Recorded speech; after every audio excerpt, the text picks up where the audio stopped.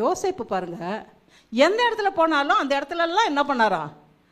அந்த இடம்லாம் ஆசீர்வாதமாக இருந்ததாம். போத்திபார் அவனை கர்த்தர் ஆசீர்வதிக்கிறதை கண்டு அப்படின்னு வேத வாசனம் என்ன பண்ணியிருக்குது? கொடுத்துருக்குதுங்க. யோசேப்பு வந்ததுனால ஆசீர்வதிக்கப்பட்டதுன்னு போத்திபாருக்கு எப்படிங்க தெரிஞ்சிச்சு? எப்படி தெரிஞ்சு?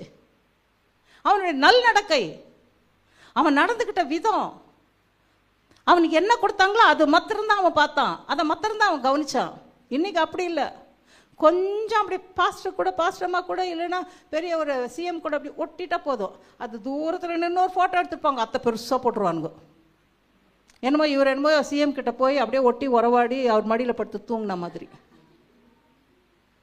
Show off. ஆனால் யோசேப்பு அதெல்லாம் பண்ணலங்க. அத்தாங்க பரிசுத்தம் வருது. தாழ்மையின் அந்த பரிசுத்துக்குள்ள தாழ்மை என்ன பண்ணிச்சா? உள்ள ஒளிஞ்சுன்னு இருந்துச்சுங்க. அவன் கண்டான், ஆசீர்வதிக்கப்படுவதே அவன் கண்டான். கண்டுட்டு என்ன பண்ணானா, சாப்பாடு மாத்திரம் போத்திபார் தின்னாராம். வேற எல்லா விஷயத்தையும் யார்கிட்ட விட்டு கொடுத்தாரா? யோசேப்பு கிட்ட விட்டு கொடுத்துட்டு அதை பத்தி கணக்கும் கேட்கல, ஒன்றும் கேட்கல. நம்ம கிட்ட யாராவது ஏதாவது அப்படி கொடுக்க முடியுமா? நம்ம பார்ப்போமா? உண்மையா நம்ம செய்வோமா?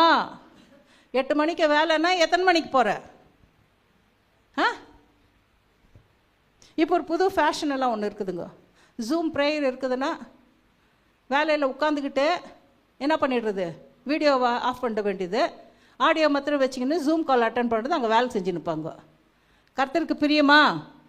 வேணாம், அப்படிப்பட்ட கால் நீ அட்டன் பண்ணாத.